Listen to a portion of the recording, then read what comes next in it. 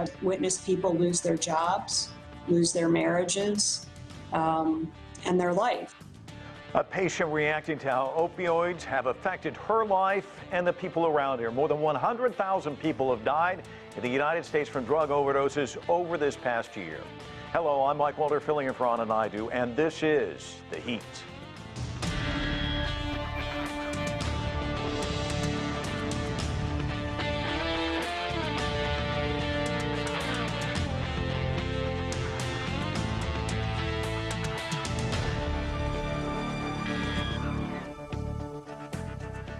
The United States is still in a battle against the coronavirus pandemic, but a different medical crisis is capturing headlines this week. More than 100,000 Americans died of drug overdoses between April of 2020 and April of 2021, marking the first time that drug-related deaths surpassed six figures in a 12-month period. Opioids have garnered a lot of attention over the last couple of years. The question is, how can the U.S. overcome this deadly situation? CGTN's Owen Fairclough takes a look. The COVID-19 pandemic has been so all-consuming that it's in danger of eclipsing another health crisis that's reached an unprecedented level. Here in the United States, more than 100,000 people have died from drug overdoses in the 12 months to April this year. That's up nearly a third, a figure the US Centers for Disease Control and Prevention has not seen before. 3/4 of those deaths were from opioid overdoses, a growing problem before COVID. But a whole range of drugs have caused fatal overdoses across the US, including cocaine and methamphetamine. And experts say it's no coincidence that this sharp increase took place during COVID lockdowns, with their well-documented psychological impacts. And with this record number of drug overdose deaths, law enforcement authorities have also made record seizures of imported synthetic opioids, blamed for fueling addiction. As a presidential candidate, Joe Biden wanted to invest $125 billion in drug addiction prevention, recovery and treatment.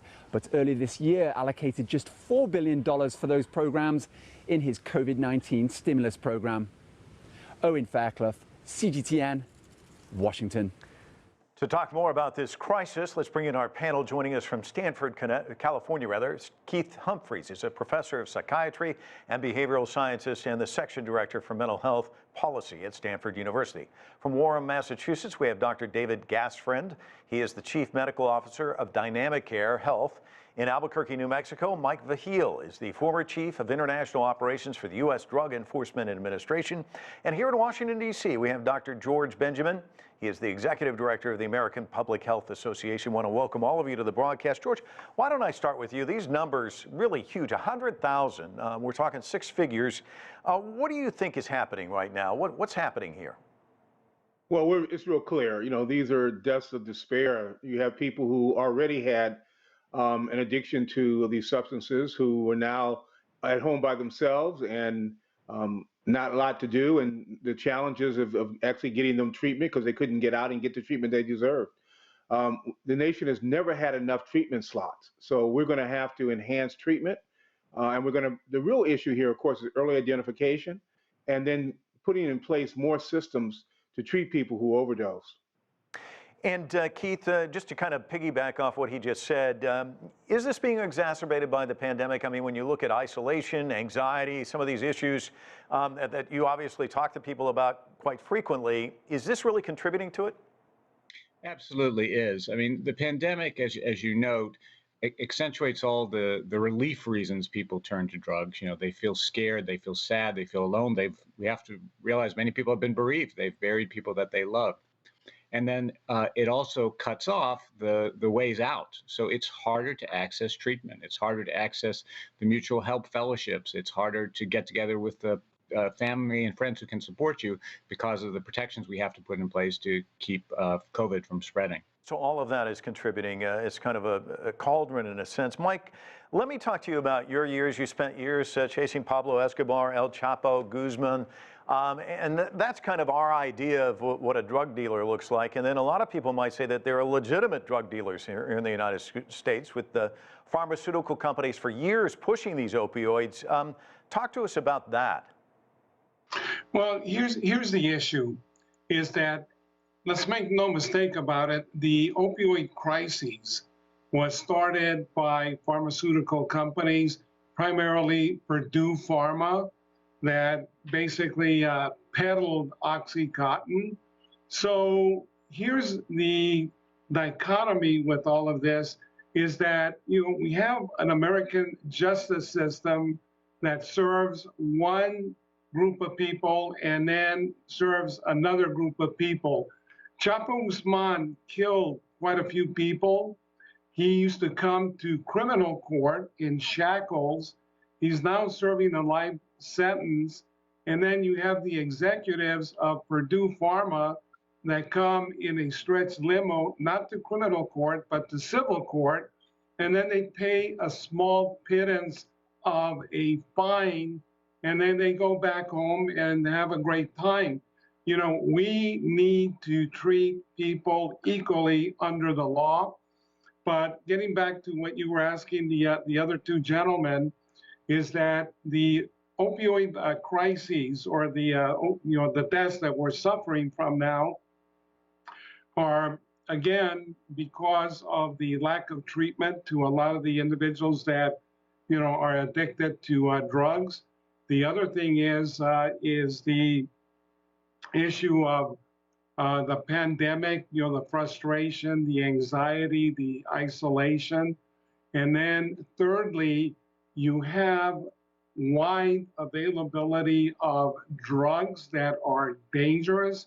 The primary one is fentanyl, because fentanyl, as we well know, is 100% or 100 times stronger than morphine. And people really don't know what they're ingesting. And it's not only taking fentanyl, but a lot of the drug dealers are now lacing other drugs such as cocaine, methamphetamine with fentanyl. So the user, is on a whim, on a tree branch, based on the drug traffickers. And Mike, we've seen some of these exposés where some of these star pharmaceutical sales reps talk about their sales tactics, and they were basically told, look, if you want to be successful, put profits over public health. Give me your sense about that, because that's actually what started to fuel all of this, right? Well, basically, the Sackler family did a great job. They created a database, and they identified the doctors in the United States that prescribed more drugs than anybody else. And then they started to target them. They started to give them bennies, giving them, trips and other benefits to peddle OxyContin.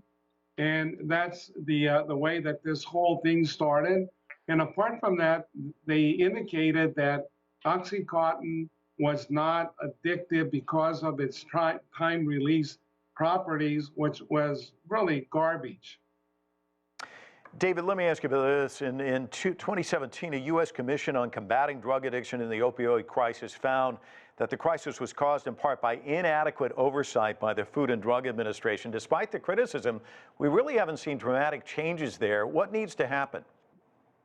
Yeah, we didn't have adequate oversight by the FDA. We didn't have adequate oversight from the Centers for Medicare and Medicaid services, which was spending the money that paid for a lot of this prescription opioid distribution. And we didn't have a treatment system that was overseen for quality of care. We don't have even a means for people with addictions to find an available provider, to find if they're accredited, and to be assured if that program uses evidence-based practice. So the federal government funnels increasing amounts of money to the states, which funnel the money to counties and then to providers, but the system doesn't change. And there's lots of need for all of those levels of federal government to take charge and be proactive in a crisis like this, which, as it was said, it's changing. We're in our fourth wave of this epidemic, from the painkillers to heroin to fentanyl, now methamphetamine. The death rate of that is just shooting up. And we need to be using remote treatment services. We need to be using evidence-based practices. The NIH has done a great job over the last 50 years in highlighting the best practices that actually deal with the brain disease of addiction. And the various services, not just the medications like buprenorphine, but a whole range of tools, including contingency management, cognitive behavioral therapy, and technology has caught up with this. But it's not available. You still can't figure out, is there a place I can take my son or my nephew to? And do they use treatments that are actually proven by science? So we've just got a tremendous job to do, and it's not enough to just throw money at the problem. So what should be done? We need a national strategy that calls for quality, that calls for performance, that asks for treatment to be done by measures. We do that in other healthcare disciplines. Every oncologist, every cardiologist in the country is looking at laboratory values, scans. They're looking at the actual behavior of the body. We can measure behavior of people with these addictions, and we can actually guide the behavior in the same way that the drugs are hijacking behavior. And that's been well researched. There's 50 years of research on how to change behavior.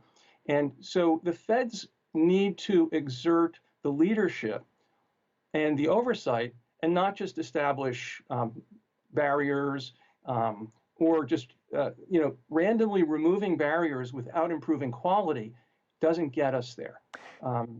We have to have a measure of quality and paying for quality of care.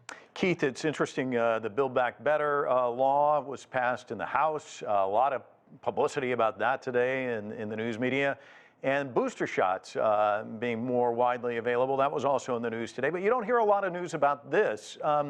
Should the top healthcare people be focusing on this? Because this, in many respects, may not have the same outcome as the pandemic in terms of as many people dying. But when you talk about 6 figures, that's a lot of people dying.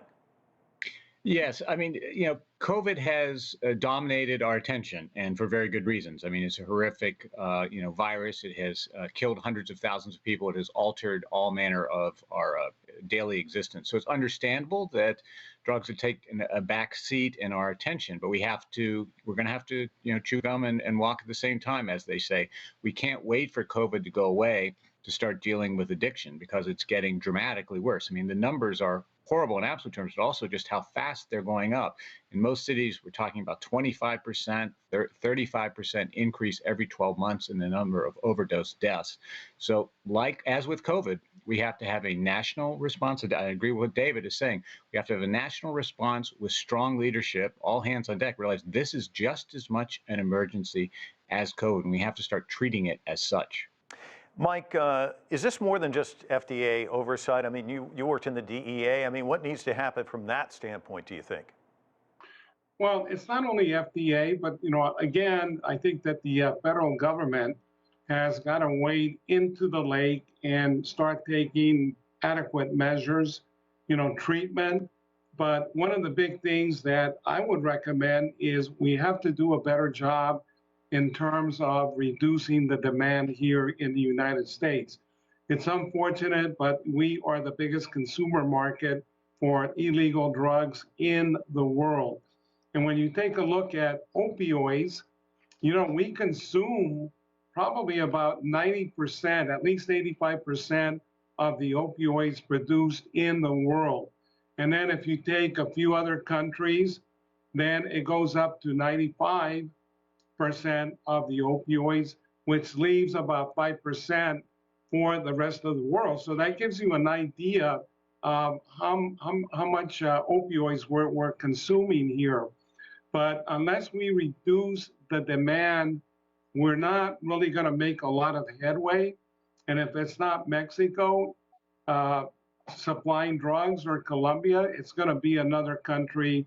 And we need to relook at the strategy, because in the past, it's all been focusing in on the supply side of illegal drug trafficking and not so much the demand. This is not something that we're going to be able to arrest our way out of. And, the demand is going to be key and critical.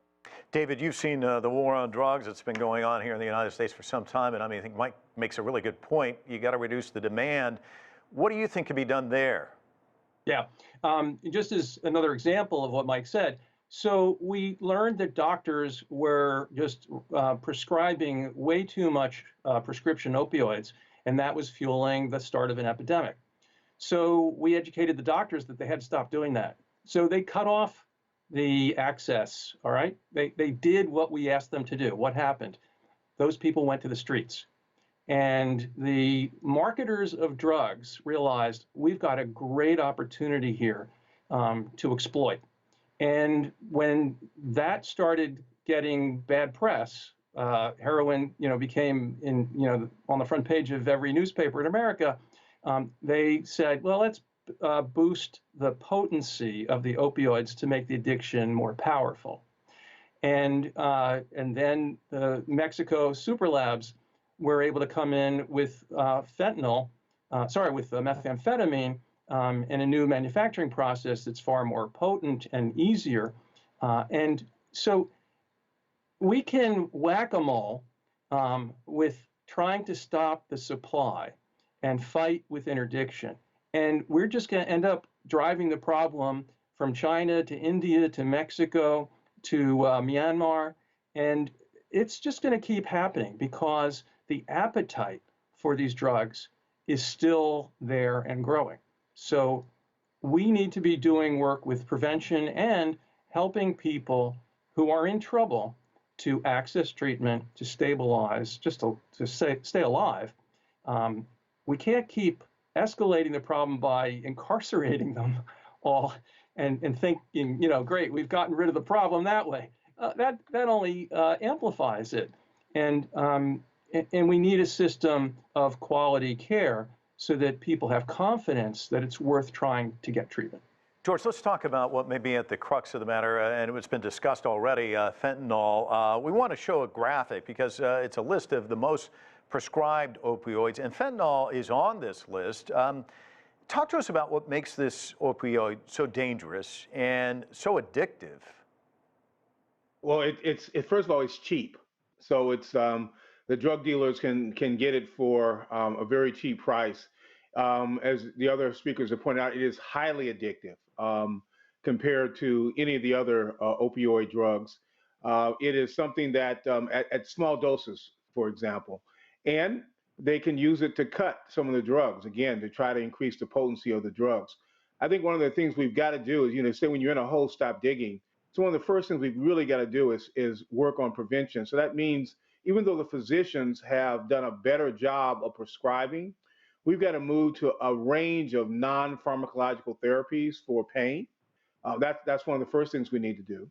We need to really build a system for treatment for demand. We just haven't built the capacity in this country with evidence-based treatment. We get a lot of people that get treated, but not necessarily with the evidence-based treatments that we have.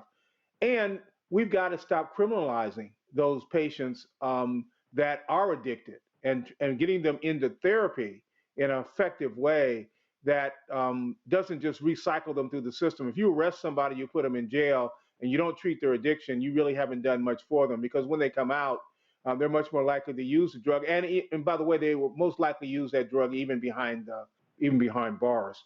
So those are some things we've got to do. Yes, we can't probably arrest our way out of this completely, but we do need to focus on those high volume drug dealers in those communities and really put those people behind bars as quickly as we possibly can. But there's a lot of them out there. And again, when you have a very, very cheap product, which is highly addictive, it's the market that's going to make a big difference here.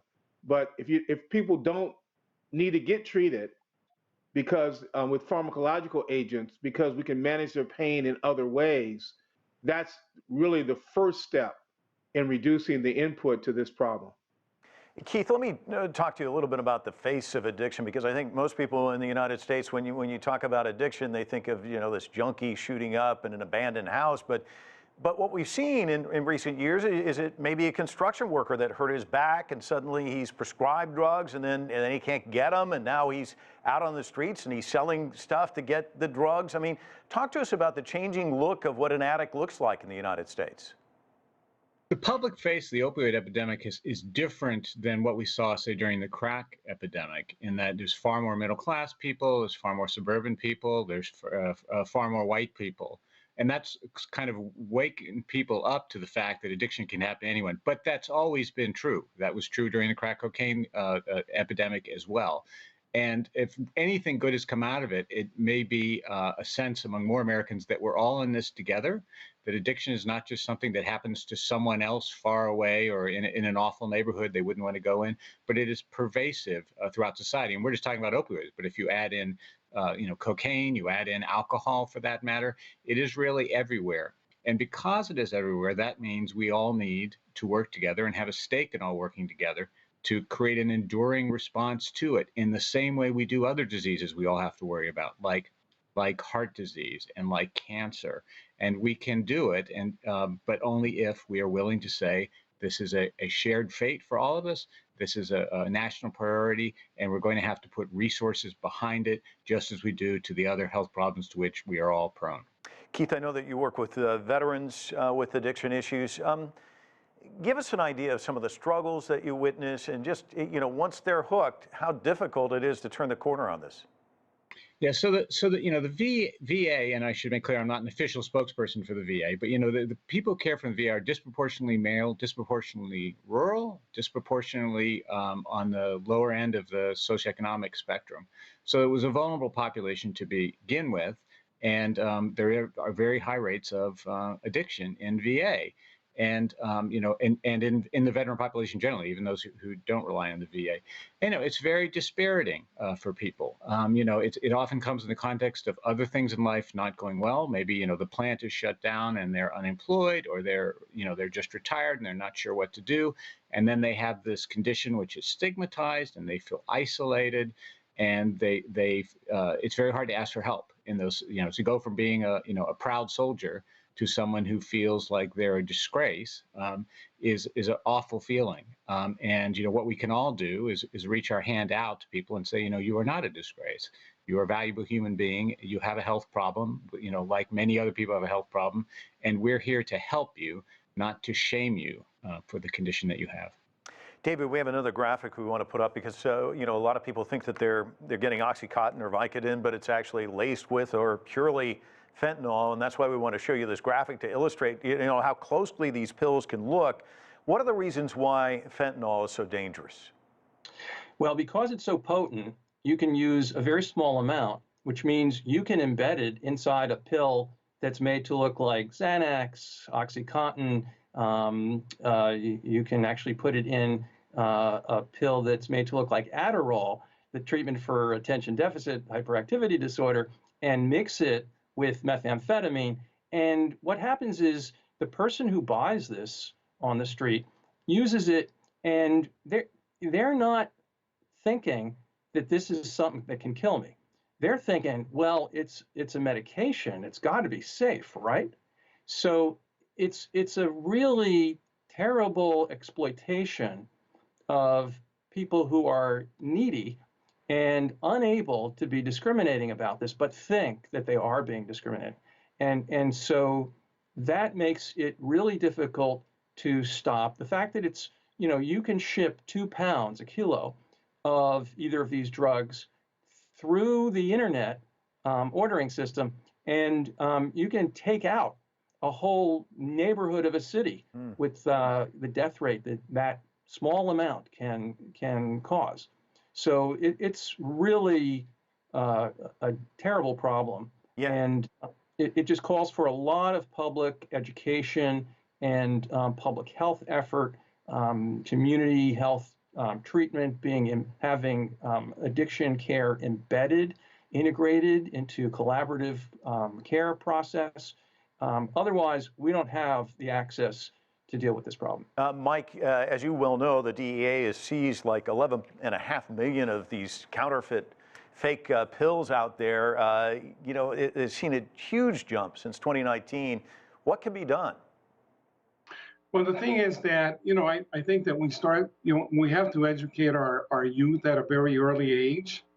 We also have to work very closely with Mexico in terms of addressing the cartels. There's two primary ones in Mexico, the Sinaloa cartel, and then the ultra-violent one, which is the Jalisco New Generation cartel. So there's a lot of things that we can do, but getting back to treatment, we need to do a better job in terms of treatment, because a lot of facilities, what they do is they detoxify the drug addict and then they release him. There's not a lot of follow-up, goes back to the same neighborhood, and within a week or two, the person is hooked again. This year alone, we have seized about 6 tons of fentanyl here in the United States. And that is enough to not only take out a community or a state, but the entire United States. Wow. Because fentanyl is so potent that 2 milligrams can be fatal to most human beings. It's that potent. And then also we need to deal with China, with India, with a lot of these individuals that are selling precursor chemicals for the manufacture of fentanyl. The precursor is AMPP, because I can't pronounce the correct name. And I'll tell you a story here. I was doing research and I went online and I found a company in China where I could buy a kilo of pure fentanyl for $9,200. And with that kilo, I could make $2 million in profit. So that is how much money is being generated for the cartels through the manufacture and distribution of fentanyl. And it's, not only are they importing the finished product, but also the precursor chemicals. And the labs that they just use corrugated tubs with sticks to mix the fentanyl. It's that easy to make. The chemists in Mexico that are manufacturing a lot of the stuff that's coming in here, probably have a 3rd grade education and they're making fentanyl. Wow. Michael, we're going to have to leave it there. I want to thank all of our guests for joining us. A very informed discussion, an important topic. We're going to have to leave it there. I'm Mike Walter in Washington, D.C. Thanks so much for watching another edition of The Heat.